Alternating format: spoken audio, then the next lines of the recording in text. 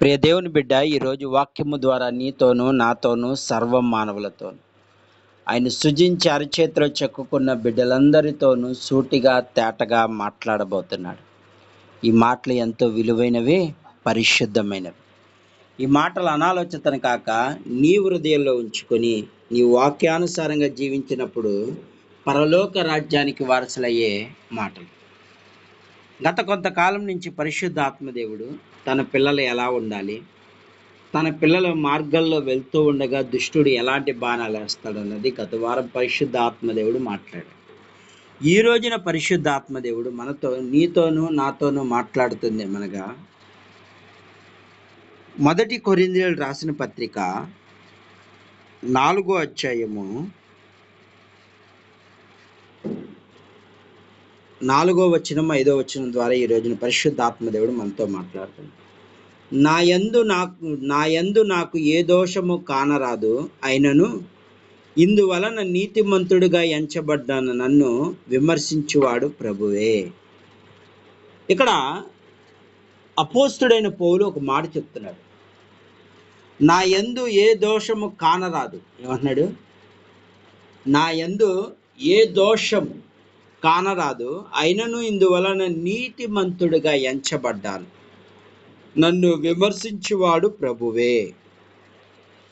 ఎందుకు ఈ రోజున పరిశుద్ధాత్మదేవుడు ఈ మాట ద్వారా మనకు తెలియపరుస్తుంది ఏంటంటే, అపోస్తుడైన పౌలు అంటున్నాడు, నాలో ఏ ఒక్క దోషము లేదు, అంటే నాలో ఏ పాపము లేదు.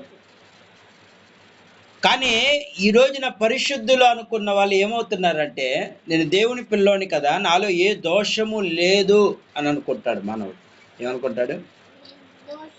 ఏ పాపము లేదు. ఒక విధంగా చెప్పాలంటే నాలో ఏ పాపం లేదు, కానీ నేను యేసు ప్రభు వారిని అంగీకరించాను కనుక నాలో ఏ పాపము లేదు అని అనుకునేవాడు చాలా మంది ఉంటారు. వాళ్ళందరికీ ఈ రోజున చెప్తున్నాడు. ఏమని చెప్తున్నాడు అంటే, విమర్శించువాడు ప్రభువే. దేవుడే నీ దోషాలను బయట పెడతాడు. ఏమంటున్నాడు? దేవుడే నీ దోషములను బయట పెట్టును. అది మనుషులు పెట్టరు, దేవుడే పెట్టబోతున్నాడు. ఎప్పుడు?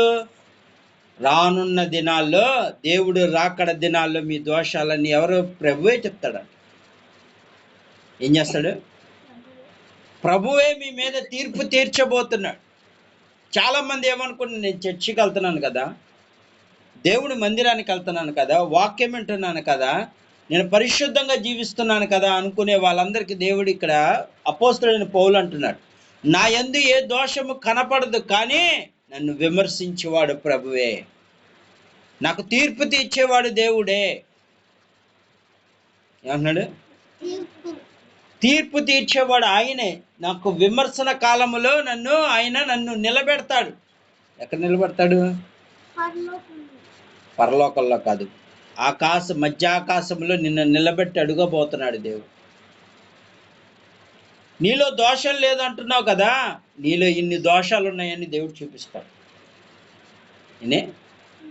చాలా మంది ఏమంటారంటే, నేను చర్చికి వెళ్ళిపోతున్నాను, వాక్యం వింటున్నాను, ప్రార్థన చేస్తున్నాను, పాటలు పాడుతున్నాను, అన్నీ చేస్తున్నాను, నాలో ఏ దోషమో దేవుడు ఉండనివ్వడు అనుకుంటున్నాడు. కానీ ఇక్కడ ఏమైనా దేవుడు చెప్తున్నాడంటే, ఇక్కడ అపోస్తుడైన పౌలు ద్వారా కొరింథీ సంఘానికి ఏం చెప్తున్నాడంటే, మీలో దోషం లేదనుకుంటున్నారు, కానీ ఆయన నీతిని, అంటే దేవుని నమ్ముకున్నారు, మంచిదే, కానీ విమర్శ రోజు రాబోతుంది. ఏమొస్తుంది? విమర్శ అనగా ఆ రోజున ప్రభువే నీ మీద తీర్పు చెప్తున్నాడు. నువ్వు పరిశుద్ధుడు కాదా అనేది ఎవరు చెప్పాలి? దేవుడు చెప్పాలి.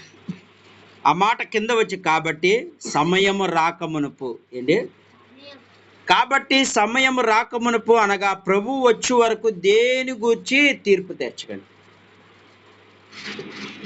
ఏమన్నాడు ఈ రోజున పరిశుద్ధాత్మ దేవుడు? దేని గురించి తీర్పు తీర్చడానికి వీల్లేదు, ఒకళ్ళ మీద ఏలెత్తి చూపడానికి వీల్లేదు. ఈ రోజున ఎంతో మంది సమయం రాకమునిపై ఏం చేస్తున్నారంటే, ఒకళ్ళ మీద ఒకళ్ళు ద్వేషాలు రేపుకుంటున్నారు. నా అన్న సరిగ్గా ఉండడు, నా తమ్ముడు సరిగ్గా ఉండడు, నా చెల్లి సరిగ్గా ఉండదు, అంతా పాపం అని ఏలెత్తి చూపుతున్నావు. కానీ దేవుడు ఏమన్నాడంటే, తీర్పు తీర్చే అధికారం నీకు లేదు అన్నాడు. చాలా మంది తీర్పులు తీర్చేస్తున్నారు ఈ మధ్య. భార్యాభర్తల్లో గొడవ వచ్చిందనుకో దానికి తీర్పు తీర్చేస్తారు. ఏమైనా సమస్యలు వచ్చినాయి అనుకో ఇలా చేయకూడదు అలా చేయకూడదు అని ఒకరి మీద నిందలేసేస్తున్నారు. తీర్పు తీర్చొద్దన్నాడు దేవుడు. ఒకరి మీద చెయ్యి చూపొద్దన్నాడు. ఒకళ్ళ వైపు నువ్వు ఏలెత్తి చూపితే 4 ఏళ్ళు ఎవరు కనపడతాయి? నీ దోషాలు కనపడుతున్నాయి దేవుడు. ఏమవుతున్నాయి? ఒక రోజున యేసు ప్రభు వారు దారి మధ్యలో వెళ్తూ ఉండగా పాపం చేసిన స్త్రీ మరియా ఏం చేసిందంటే పాపం చేసిన స్త్రీని తీసుకొచ్చి, వ్యభిచార స్త్రీని తీసుకొచ్చి యేసు ప్రభు వారు పాదాల దగ్గర పడేశాడు. పడేసి ఏమంటున్నాడంటే, ఇది మోషే ధర్మశాస్త్రం ప్రకారంగా వ్యభిచారం చేసిన స్త్రీని రాళ్లతో కొట్టి చంపాలి కదా, మరి దీనికి ఏం చెప్తున్నావు? నువ్వు దైవ కుమారుడు అంటున్నావు కదా. ఏమన్నాడు? నువ్వు దైవ కుమారుడు అంటున్నావు కదా, మరి దీనికి తీర్పు చెప్పు. మోషే ప్రకారం చేయాలా, ఏం చేయాలి అని యేసు ప్రభు వారిని శోధించడానికి ఆ వ్యభిచార స్త్రీని తీసుకొచ్చి యేసయ్య పాదాల దగ్గర పడేశాడు. అప్పుడు యేసు ప్రభు వారు అంటున్నారు, ఒకటే మాట అంటున్నారు, మీలో ఏ పాపము చేయని వాడు మొదట రాయి వెయ్యమన్నాడు. ఏమన్నాడు? మొదట రాయి నువ్వు వెయ్యి. ఎవరైనా పాపం చేయని వారు ఎవరైనా ఉంటే, మీలో ఒక్కడైనా పాపం చేయని వాడు ఉంటే అలా రాయేసి కొట్టచ్చు, చంపచ్చు, మీ మోషే ధర్మశాస్త్రం ప్రకారం అని చెప్పాడు. అని ఏం చేశాడంటే యేసు ప్రభు వారు నేల మీద కూర్చొని రాస్తున్నాడు. అలా రాస్తా ఉండగానే ఇలా భయం కలిగింది. అమ్మో నా పాపాలన్నీ బయటకు వచ్చేస్తాయని చెప్పి ఎవరి కాళ్ళ రాళ్ళు పక్క పడేసి పారిపోయారు. ఏమైపోయారు? పారిపోయారు. అంటే ఇప్పుడు ఏం చేద్దాం అనుకున్నారు వాళ్ళు? ఒక స్త్రీని తీర్పు తీర్చాలనుకున్నారు, కానీ దేవుడే దానికి తీర్పు తీర్చాలన్నదే వాళ్ళకి అర్థమైంది. అప్పుడు పారిపోయారు, భయం వేసింది. అమ్మో అంటే దీన్ని బట్టి ఏమవుతుంది? ఒకళ్ళ వైపు నువ్వు ఏలెత్తి చూపుతున్నావంటే 4 ఏళ్ళు నీకే ఉంటాయన్నమాట. నీ కంటిలో దూలముంచుకొని ఎదుటోడి కంటుల్లో నలుసు ఏల వెతుకుతున్నావని యేసు ప్రభువారు అంటా ఉంటారు. మన దేవుడైన యేసయ్య ఒకటే అన్నాడు, ఒకళ్ళ కంటిలో నీ కంటిలో దూలముంచుకు ఎదుటోడిని ఎందుకు చూపుతున్నావు? ఎదుటోడి మీద ఎందుకు నిందేస్తున్నావు? తీర్పు తీర్చే అధికారం నీకు లేదు. అదే చెప్తున్నాడు ఇక్కడ. ఈ కొరింథీ సంఘానికి వెళ్ళినప్పుడు అపోస్తలుడైన పౌలుకి వీళ్ళందరూ తీర్పు తీరుస్తామంటే అప్పుడు అంటున్నాడు, మీరు తీర్పు తీర్చే అధికారం మీకు, నన్ను నిలబెట్టేవాడు ఒకడున్నాడు, నా పాపాలను లెక్కించేవాడు ఒకడున్నాడు, ఆయన నిలబెడతాడు. నన్ను తీర్పు దినములో నన్ను నిలబెట్టి ఆయన నన్ను కొసిరి వేస్తాడు. మీకు అధికారం లేదన్నాడు. ఏమన్నాడు? ఈ రోజున పరిశుద్ధాత్మది ఎందుకు ఈ మాట చెప్తున్నాడంటే అదే, అంధకార రహస్యం వెలుగులోకి తెచ్చే హృదయ ఆలోచనలో బయలుపరిచినప్పుడు ప్రతి వానికి తగిన ముప్పు దేవుని వలన కలుగును. ఎవరి వల్ల కలిగిద్ది? ఒకవేళ నువ్వు తీర్పు తీరుస్తున్నావా, నీకు శ్రమ. ఏమంటున్నాడు? నువ్వు ఎవరికైనా నీ చెల్లి మీద నిందేస్తున్నావు అనుకో, నువ్వు ఏం చేస్తున్నావంటే క్షమించే గుణం నీలో లేదు కాబట్టి నీకేమొస్తుంది? శ్రమ రాబోతుంది. అన్నయ్య మీద నువ్వు లేనిపోయిన చాడీలు చెప్పావనుకో, అన్నయ్య ఇలా చేశాడు, ఆ తప్పు చేశాడు, ఈ తప్పు చేశాడు అని నువ్వు మాట్లాడుతున్నావు అనుకో, దేవుడు చూస్తున్నాడు అక్కడి నుంచి. అర్థమవుతుందా? నువ్వు తీర్పు తీర్చే అధికారం లేదు. నువ్వు అది ఏలెత్తి చూపి చెప్పే అధికారం నీకు లేదు. ఈరోజు అదే చెప్తున్నాడు ఇక్కడ. సమయం రాకమునిపే, దేవుడు రాకమునిపే నువ్వేం చేస్తున్నావంటే తీర్పులు చేస్తున్నారంట. ఏం చేస్తున్నారు? తీర్పులు. ఈ శరీరం మీద అధికారం నీకుందా? ఈ శరీర అవయవాలు ఎవరిచ్చింది? దేవుడు. మరి దేవుడే తీర్పు తీర్చారు. అర్థమవుతుందా? నీపై నింద వేస్తామంటే దేవుడు ఏమంటున్నాడంటే వెయ్యొద్దు అంటున్నాడు. నా పిల్లలపై నువ్వు నింద వేస్తున్నావు కదా, నీకు అది శాపం. దేవుడి లోకానికి మానవుని ఏం చేయమన్నాడంటే ప్రేమించమన్నాడు, ద్వేషించమల్లా. ద్వేషించే గుణం ఎవరిదంటే సాతానుది. దేవుడు ప్రేమించే, ప్రాణం పోతున్నా సరే ప్రేమించే గుణము దేవుడిది. మన యేసయ్య పిల్లలను చెప్పుకొని మనలో దేవుని గుణాలు లేకపోతే నువ్వు ఎలా పరలోకానికి వెళ్తావు? అదే ఇక్కడ యేసుప్రభు వారు సమయం రాకమునిపే నీ అన్నయ్య మీద నువ్వు చాడీలు చెప్తున్నావు, నీ తల్లి మీద చాడీలు చెప్తున్నావు, నీ తండ్రి మీద చాడీలు చెప్తున్నావు. ఇదిగో పలానా మా అమ్మ ఇలా చేసింది, మా నాన్న ఇలా చేశాడు. ఎవరు నువ్వు? దేవుడు ఏమంటున్నాడు? నువ్వెవరు? నా బిడ్డ మీద ఏలెత్తి చూపడానికి నీకే అధికారం ఉంది? అందుకే ఈ రోజున అనేకమైన శ్రమలు వస్తున్నాయి వాళ్ళకి. ఎవరికే?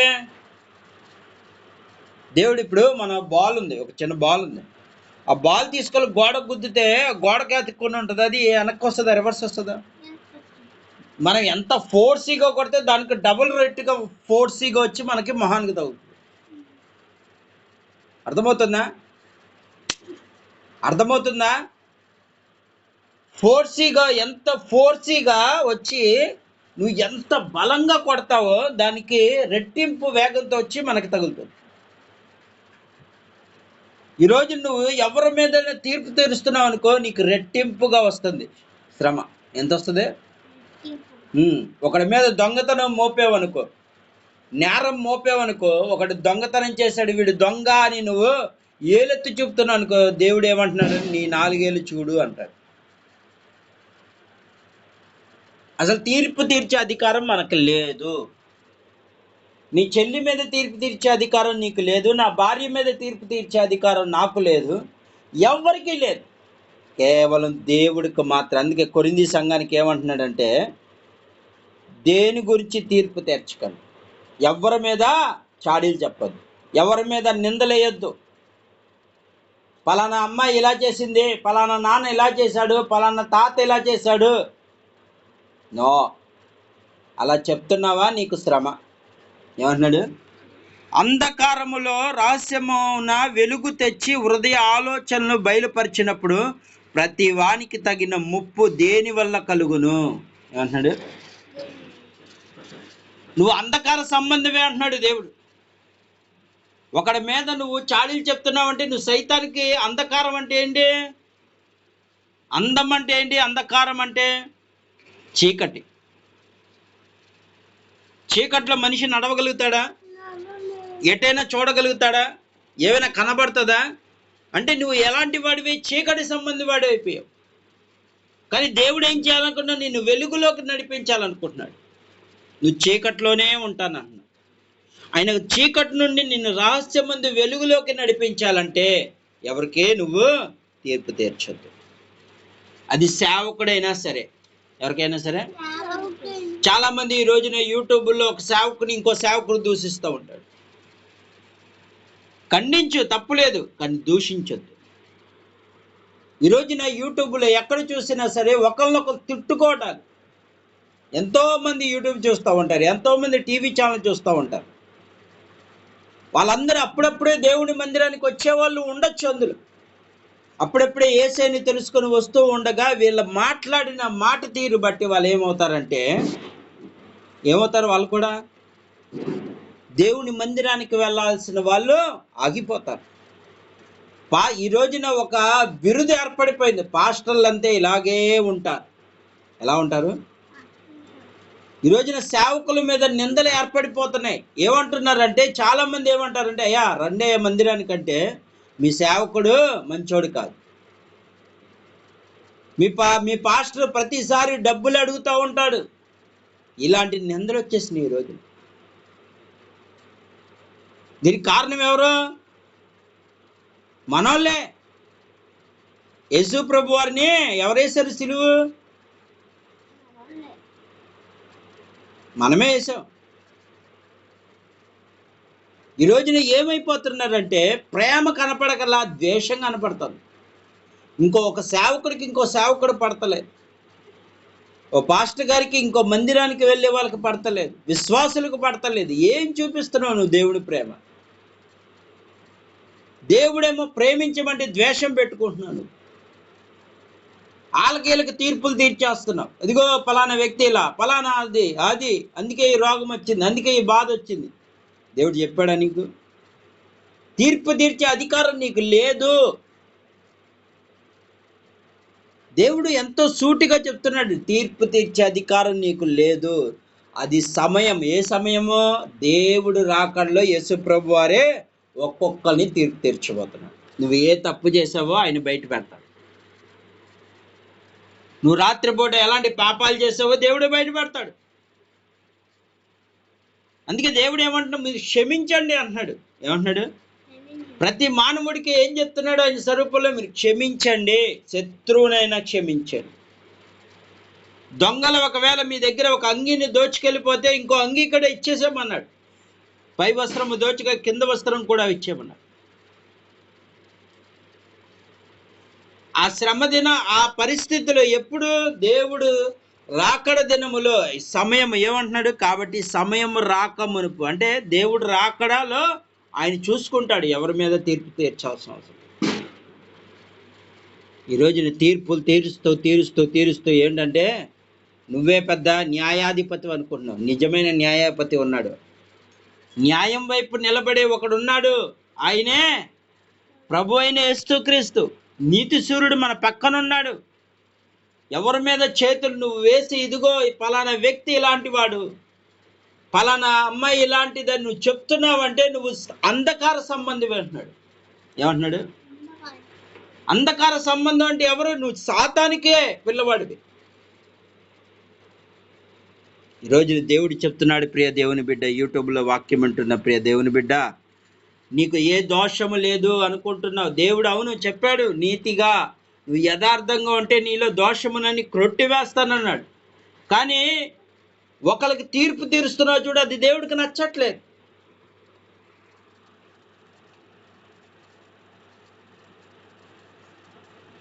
ఈ లోకంలో న్యాయం లేదు. ఈ లోకంలో అందరూ ధనాపేక్షకు లోబడిపోయి న్యాయాన్ని నమ్మేస్తున్నారు. కానీ దేవుడు అన్యాయస్తుడు కాదు, తీర్పు తీరుస్తాడు. ధైర్యంగా ఉండు.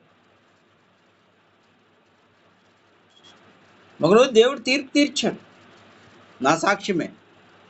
మా అన్న ఇలా చంపేశారని తెలిసి, 300 కోసం ప్యాకాట్ కోసం చంపేశారని తెలిసి నేను చాలా కోపిష్ఠుని అయిపోయాను. భయంకరమైన ఇదైపోయాను. మా అన్ననే చంపుతారని చెప్పి నేను అక్కడ ఉన్న ఒక కత్తి తీసి వెళ్ళిపోయా. అప్పుడు వాళ్ళందరూ ఏమన్నారంటే అక్కడ ఉన్న వాళ్ళయ్యా, నువ్వు ఇప్పుడిప్పుడే దేవుళ్ళు ఎదుగుతున్నావు, ఇవన్నీ శోధనలు వీటినన్నీ నువ్వు జయించుకోవాలని చెప్పి అప్పుడు నేను దేవుడితో పోరాడాను. అయ్యా, నువ్వు న్యాయం తీర్చేవాడు కదా. ఈరోజున అన్యాయంగా చంపేసి ఇప్పుడు ఆనందంగా ముగ్గురు వ్యక్తులు అన్యాయంగా ఒక వ్యక్తిని చంపేసి ఆనందంగా వాళ్ళు తిరుగుతున్నారు. నువ్వు న్యాయం చేయవేంటని నేను దేవుడికి మొరపెట్టాను. ఆ రాత్రి ఎంతో ఏడ్చి మొరపెట్టాను. మొరపెట్టిన వారానికి వాళ్ళ పరిస్థితులు తారుమారు చేస్తాడు. అందుకే ఏమంటాడు? తీర్పు తీర్చేది నేను, పగ తీర్చుకున్నవాడు నేనే ఉంటాను తప్ప. అలాని దేవుడు అలా ప్రార్థన చేయమల్లా. కానీ ఆ సమయంలో నాకు తెలియని విషయంలో నేను అలా దేవుడితో పోరాడాను.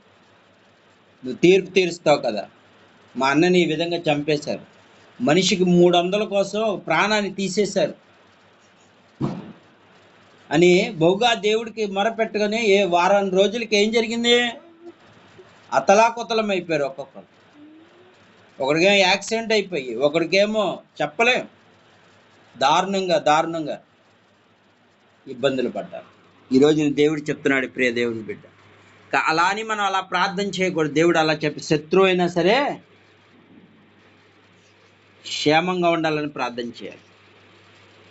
దేవుడు అది చెప్తున్నాడు, నీ శత్రువుని ప్రేమించుడి అంటున్నాడు. నిన్ను నువ్వు ప్రేమించుకుంటే ప్రయోజనం లేదన్నాడు. తర్వాత నాకు నేర్చుకున్నాను అప్పుడు. కానీ ఒకటి చెప్తున్నాను, దేవుడే పగ తీర్చుకునేవాడు.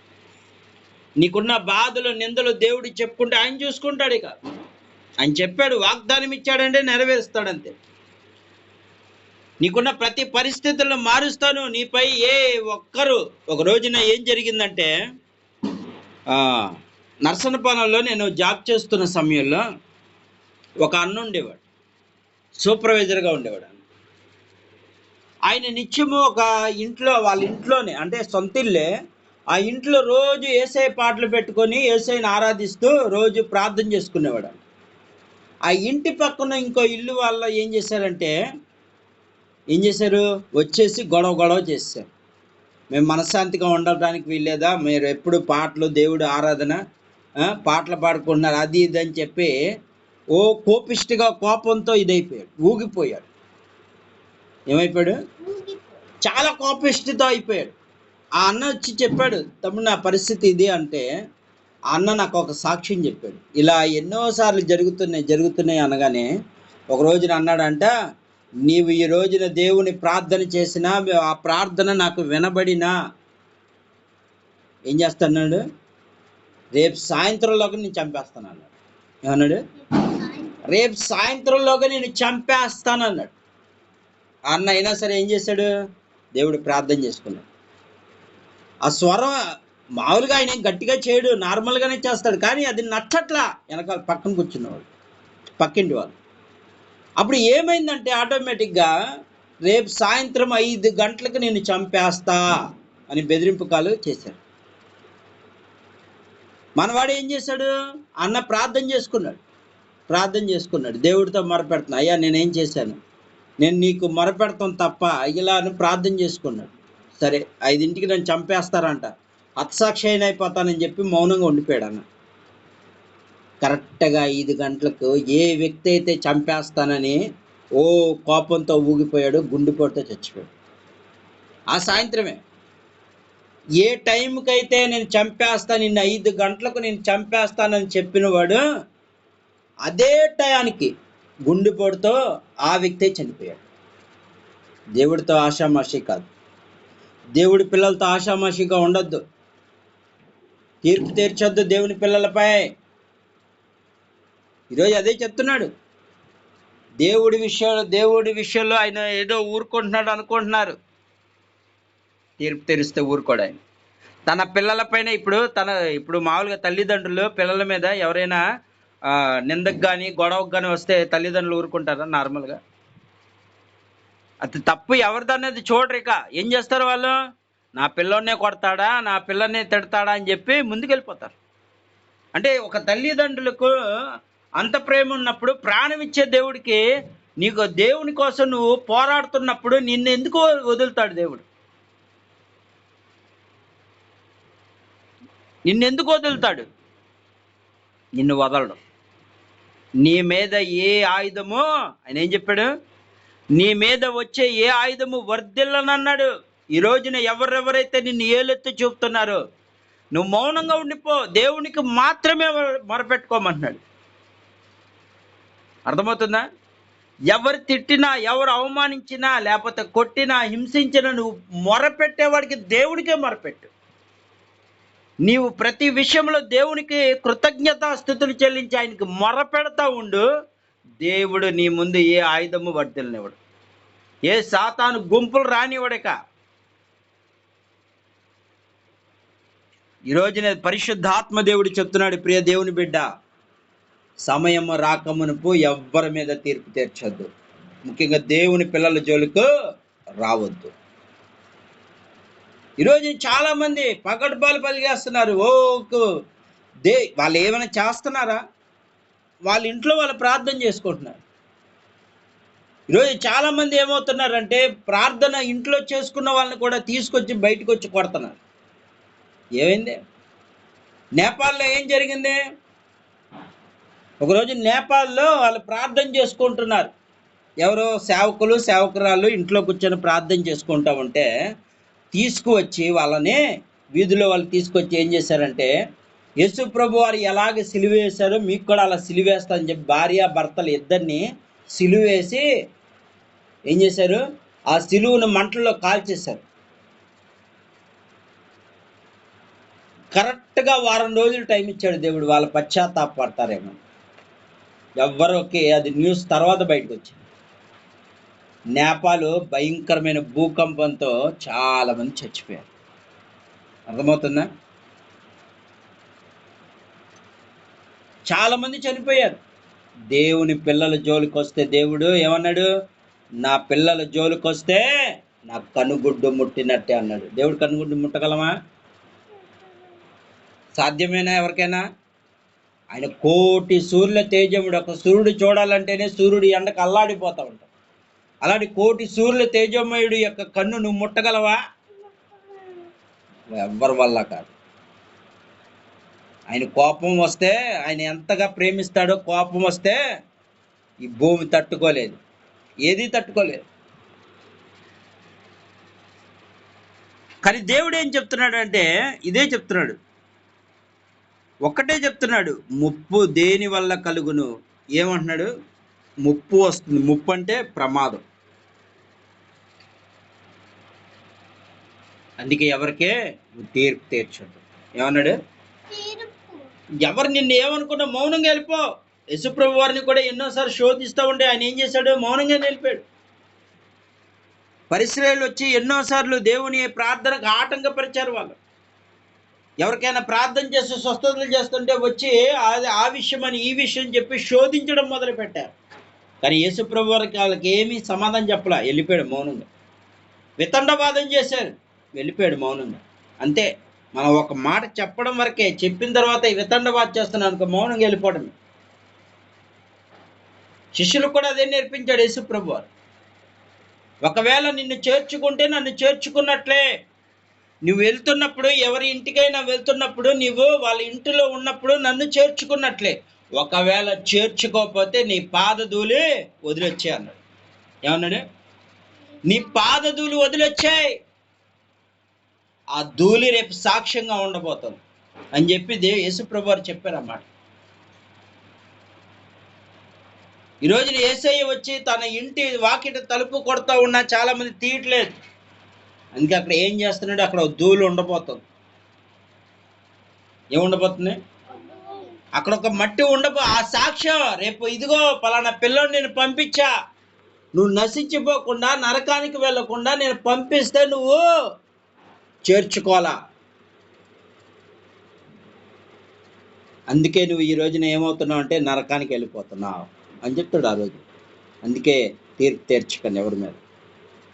యూట్యూబ్లో వాక్యం వింటున్న ప్రియ దేవుని బిడ్డ, నీ అన్నైనా, బంధువైనా, స్నేహితుడైనా, శత్రువైనా సరే తీర్పు తీర్చొద్దు. వాళ్ళ మీద వాదాలు వద్దు నీకు. నువ్వు దేవునికి మొరపెట్టుకో, ఆయన చూసుకుంటాడు.